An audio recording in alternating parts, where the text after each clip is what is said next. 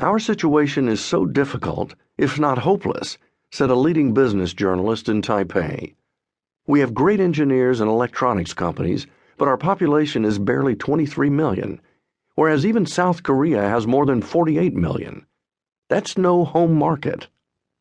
Nokia comes from Finland, whose population is about 5.3 million, and whose capital city, Helsinki, is located at 60 degrees north latitude, like Anchorage, Alaska, I replied.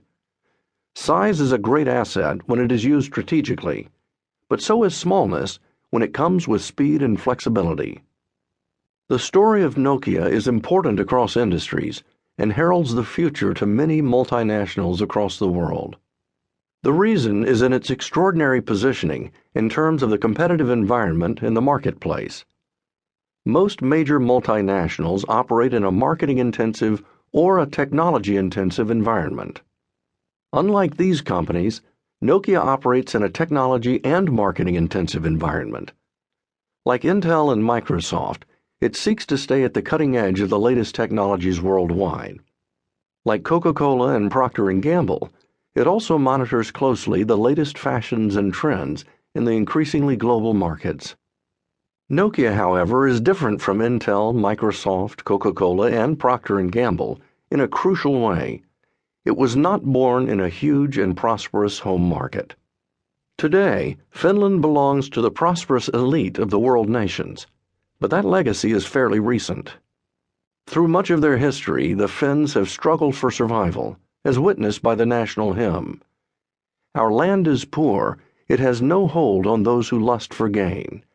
Yet this poor land of ours would still our hearts with longing fill.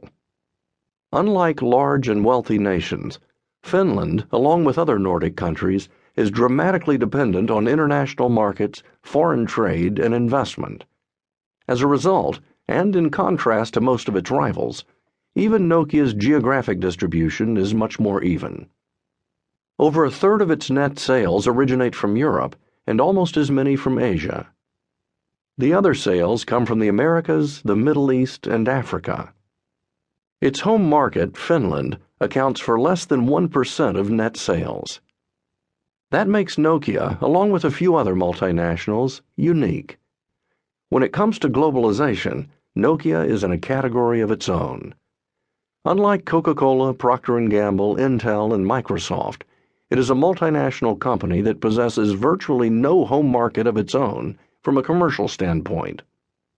Despite the diversity of large country multinationals, most come from advanced economies, United States, Western Europe, Japan, or large emerging economies, especially the so-called BRIC economies, that is Brazil, Russia, India, and China.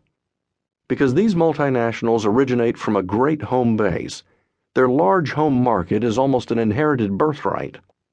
Due to its distinctive legacy as a small country multinational with a tiny home market, Nokia must be flexible and very responsive locally.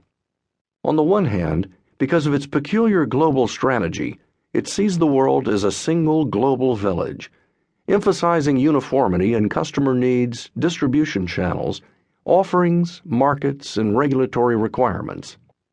On the other hand, its legacy as a small country multinational supports local responsiveness, pressuring the company to consider variations in customer needs, distribution, adaptations, market structure, and regulatory demands. This humility is a recipe for winning across global markets. To large country multinationals, foreign markets mean ancillary revenue sources. To small country multinationals, foreign markets are their revenue sources. Large country multinationals have most of their critical activities, from headquarters to R&D, in their home base. In contrast, small country multinationals have many of their critical activities dispersed worldwide. To the extent that globalization will continue and the future of the world is multipolar, globalization will be driven by multiple power centers worldwide. Nokia is the bellwether of multinationals in an increasingly multipolar world, and hence it is of interest to all of us and worthy of study. Necessity is the mother of invention, and it is the inherent constraints of Nokia's landscape